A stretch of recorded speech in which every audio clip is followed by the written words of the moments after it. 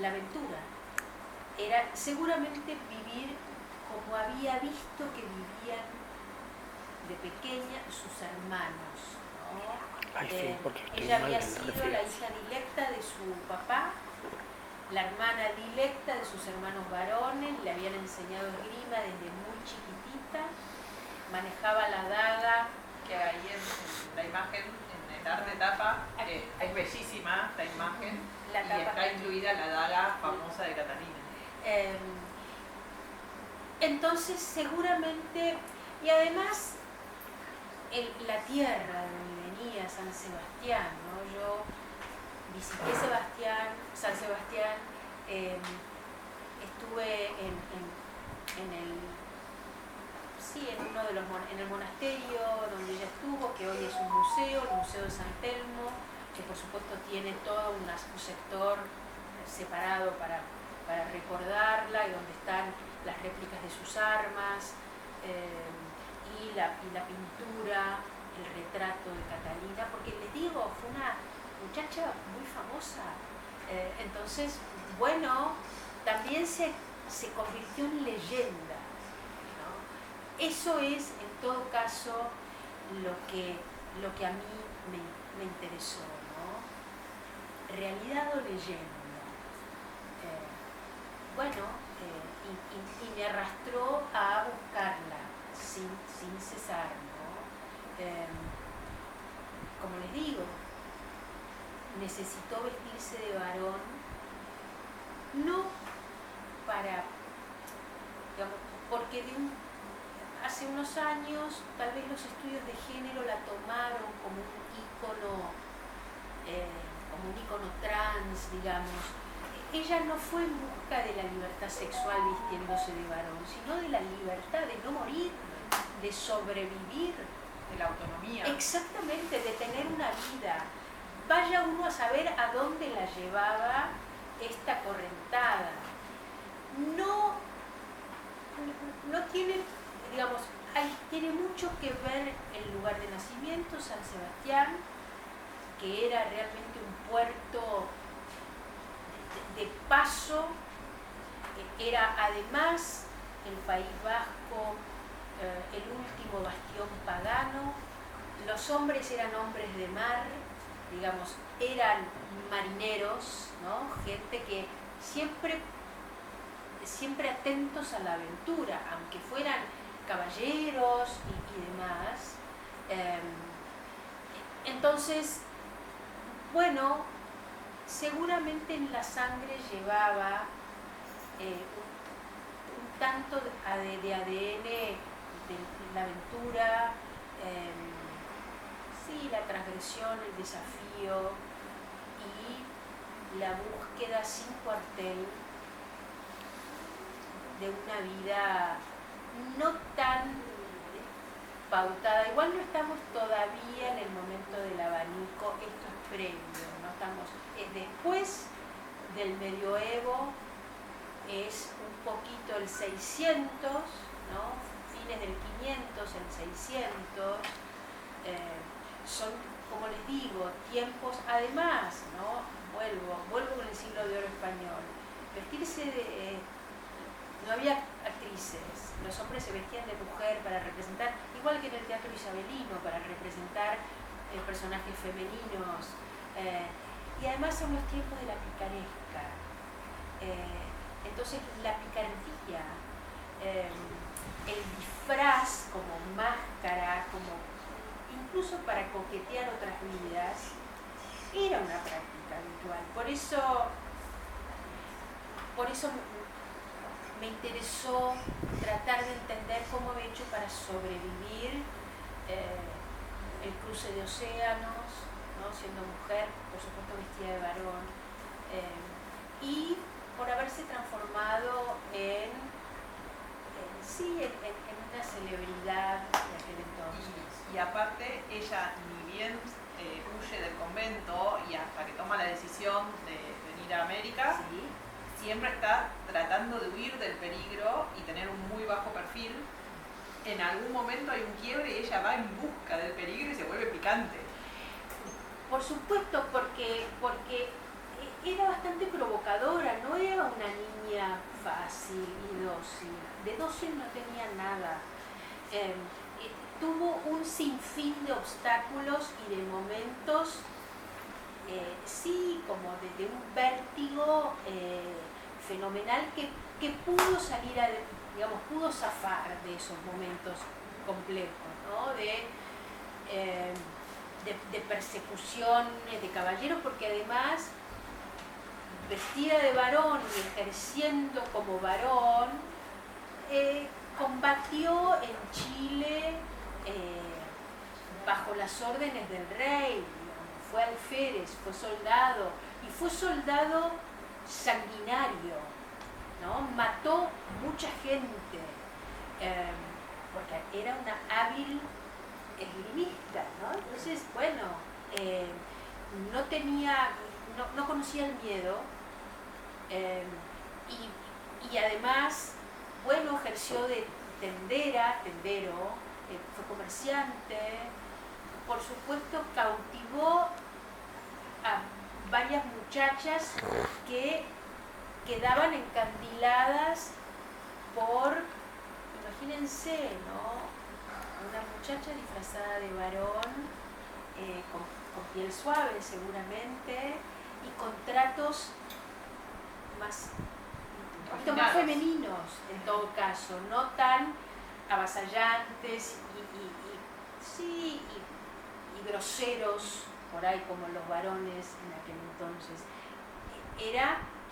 Tenía el refinamiento en todo caso de una educación para señoritas. Entonces eso tal vez lo tenía en la sangre. Entonces muchas muchachas pensarían, pero qué joven tan encantador. Entonces había algunos tíos, algunas madres, te casarás con mi hija, decía que sí para zafar. Después, en el momento que las papas quemaban, se montaba en su caballo o en su mula y rajaba, porque por supuesto no tenía ni la más mínima intención de casarse, de completar nada. Hay alguna situación, claro, pienso, seguramente habrá tenido que congelar su corazón para sobrevivir, ¿no es cierto? Porque lo que la perseguía era la muerte constantemente y el peligro. Entonces, no podía dejarse llevar, sí, por la pasión amorosa o por el amor o por darle libertad a su corazón. Había que estar permanentemente disponible para fugarse. Catalina de Rauso es una fugitiva, incluso se fuga de sí misma. Esto lo puedo pensar yo después de poner fin, ¿no? ¿De qué escapa Catalina de Rauso? En principio escapa de la Inquisición, escapa de su familia, escapa de todo lo que escapa. No quiero contar demasiado, pero tal vez ustedes después puedan rebatirme y decirme, yo creo que escapó de tal otra cosa. Se puede haber enamorado, ¿no? Y no podía expresarlo porque le venía en contra. Tiene en algún momento alguna flaqueza, sin embargo esto no se puede. Por supuesto, en algún momento ella confiesa la verdad. Y esto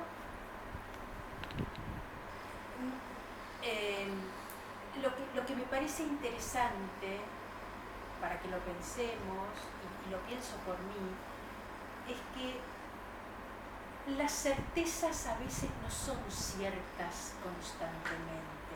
A veces las certezas se nos desintegran entre los dedos, ¿no? Entonces, lo que me parece que descubre Catalina, ¿no? Ella termina sus días en México, después de haber confesado, después de haberle pedido redención al Papa, después de haberse presentado ante el rey de España, para pedirle su renta, porque ella había trabajado bajo las órdenes del rey. Quiero mis pesitos, querido, pagame porque yo, ¿no es cierto? Y en general fue aprobada su gesta, digamos, no fue apresada, metida presa y encarcelada o torturada por haber hecho lo que por lo pronto vestirse de varón, ¿no? Que podría haber sido, sí, señalada como degenerada, como invertida por vestirse de varón, ¿no? Sin embargo, ella puede salvarse de eso. La novela inicia con el encuentro que ella tiene, la primera página es el encuentro con el Papa.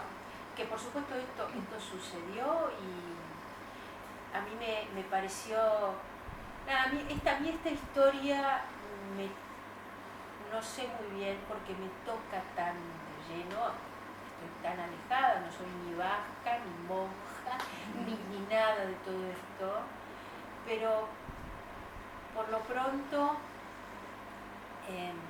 cuando ella viaja a Roma, es el año del jubileo, estamos dentro del jubileo, ¿no?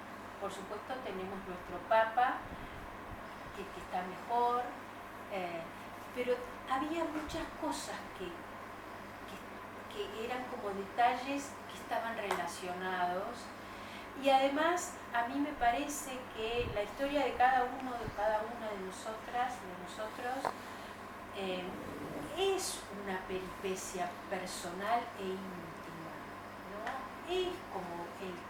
Es el camino del héroe o es el camino de la heroína para nosotras, ¿no? Donde encontramos un sinfín de obstáculos que debemos encontrar la mejor forma o la única que encontremos para sortearlo, para atravesarlo, para caer y levantarnos. Digo por los tiempos presentes, ¿no? Donde pareciera que todo es tan artificial, hablo de la inteligencia artificial, todo eso que es una gran mentira. Bien sabemos que la vida es una peripecia, ¿no? Y cada uno lleva adelante su propia gesta, como puede, como le sale y con las fuerzas que le quedan o que tiene. Me parece que Catalina es un fiel ejemplo de una muchacha que no se dejó vencer por los obstáculos que se le ponían por delante y que seguramente muchas personas con ese mismo nivel de obstáculos hubieran muerto en el intento. Sin embargo, ella pudo sobreponerse y encontrar aquello que estaba buscando, que no voy a contarles, tal vez yo tampoco lo sepa, aquello que ella estaba buscando en México, en Orizaba, a donde también fui, también visité ese sitio en Veracruz, se me pone la piel de gallina, donde estaban en un momento los restos, donde fueron enterrados sus restos y que desde hace unos años ya no están. Los restos de Catalina siguen errantes como ella, como debía sucederle a esta mujer, a este alma errante, fugitiva, aventurera, sin paz. Ella seguramente andaba buscando una paz que podríamos decir la encontró en México. Bueno, seguramente la encontró aquella tarde cuando los cuervos sonaron y encontró la muerte, ¿no? A mí la historia de esta mujer realmente me parece en principio asombrosa, porque vivió bastante para aquel entonces, ¿no? Muere en 1650, nació en 1592, es bastante. 100 años exactos después del descubrimiento de América, 1492, 1592. Por supuesto, y además, ¿no? Atravesando ese sinfín de casi probabilidades concretas de muerte, que hubiera subido un barco, estamos hablando de 1600 y poco, las mujeres no viajaban en barco, sí viajaban cuando eran parte de una familia, eran para poblar, a la conquista, ¿no? Viajaban las mujeres con un marido desde España, digo, para llegar a algún puerto americano para organizar las nuevas sociedades, como si fue Perú, México, después, ¿no es cierto?, el virreinato del Río de la Plata y demás, pero, y eso bastante después, pero en 1500, en 1600, las mujeres solas, me hago el bolso y me subo, me quiero ir de viaje, me quiero ir a Orizaba, no, querido, no, era imposible, porque además, si hubieran descubierto que ella era mujer, lo hubieran violado y matado inmediatamente. Eran barcos repletos de tipos. Yo cuento una de las escenas que es bastante dura, que esto era algo que sucedía, digamos, lo encontré en bitácoras de viajes de Cádiz por ahí a Perú, a donde fuere, donde ni siquiera había mujeres, no, porque pienso en nuestras campañas, hablo del siglo XIX, las campañas que se hacían con las tropas y demás, había mujeres que eran las cocineras o las enfermeras, ¿no? Las indias que por ahí alimentaban a la tropa y que muchas veces eran también parte del asunto sexual, pero había mujeres en los regimientos, por supuesto, dedicadas a estas prácticas domésticas. Bueno, podemos pensar en Juana Zurduy o podemos pensar en Manuelita Sáenz, que sí estaba en la primera fila de la batalla y participó de la batalla de Ayacucho. Pero estas eran las menos. En cambio, en el 1600, cuando los galeones venían hacia América, la tripulación era toda masculina. Cocinaban los varones y había distintos escalafones, los grumetes y demás, desde los 10 años para arriba, por supuesto con escalafones inamovibles, del capitán para abajo, quienes limpiaban y cocinaban eran los muchachitos, eran los niños, que por supuesto también eran abusados por los marineros de más edad y demás. Quiero decir, también los niños eran carne de abuso y acoso, no solamente las mujeres, los niños también. Por eso digo que ella debió mantenerse a rajatabla, ¿no? Y con un cuidado, no sé cómo dormía, ¿no? En un estado de vigilia constante ante el terror también de que pudiera ser descubierta, ¿no? Iba fajada, por supuesto, y todos los artilugios que ella llevaba adelante para cubrir sus curvas, para taparlas, porque por más que pelo, ¿no? Hay cuento, ¿no? Que en algún momento, ya cuando llegó a América, alguien le ofreció como unos yuyos o como no sé, algún brebaje para tomar, para secar, así lo dice ella, para secar sus pechos. Vaya uno a saber lo que tomaría, ¿no? Para no...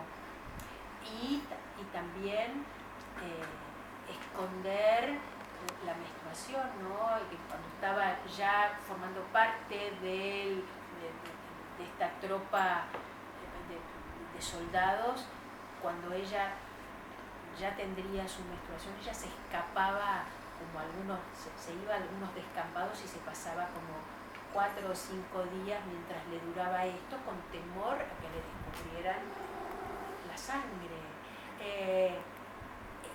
díganme si no es una historia realmente de una sobreviviente.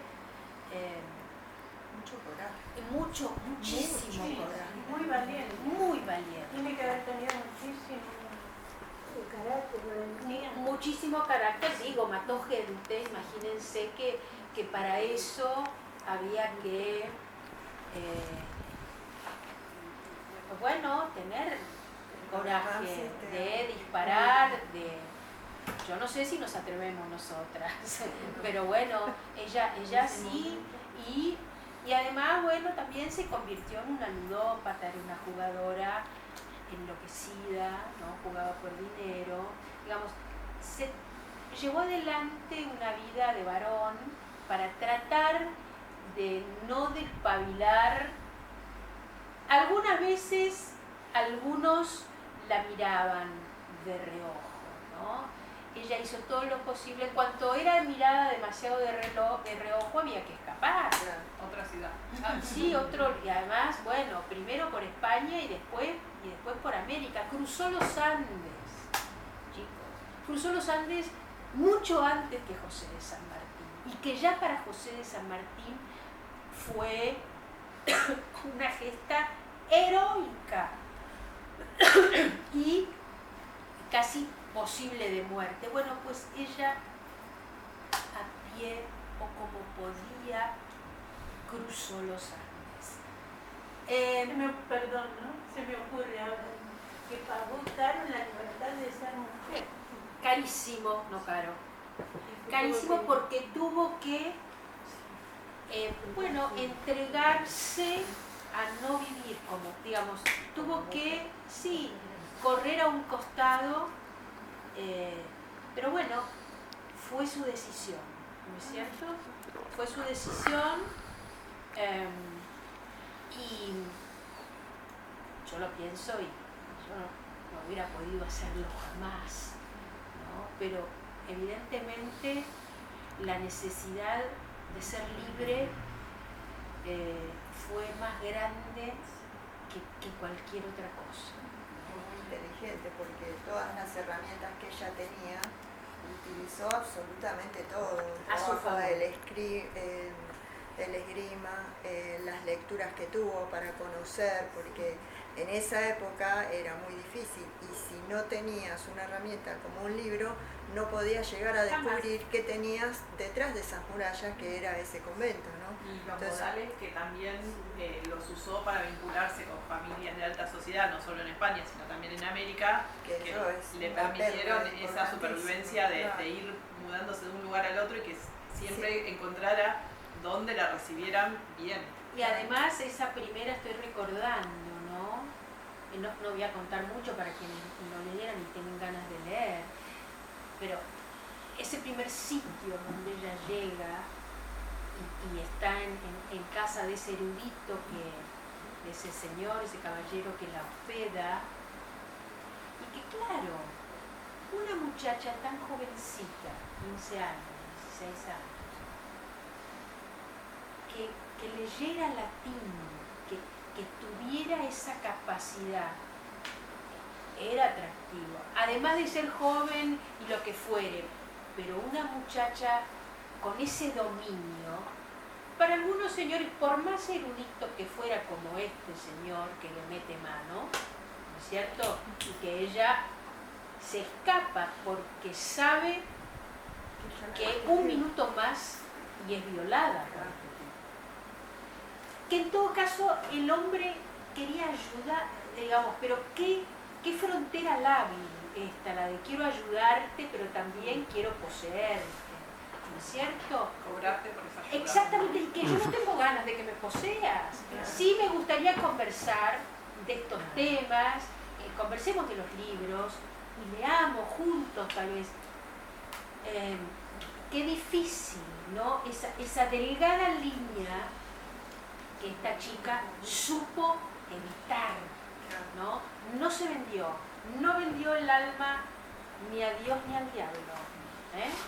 que no terminó tampoco así en un cansancio, porque eso te genera una especie, hoy le podemos decir un estrés, pero ese desgaste de estar siempre al pie del cañón, de no mostrar lo que realmente sos, también es desgastante. Es agotador. Por más que sea joven, y siendo pero joven, todo, como vos decís, toda la energía a flor de piel, pero y después, porque fueron pasando los años, y tenés que seguir avanzando día a día con todo eso. Y ella, en todo caso, si algo fue digna.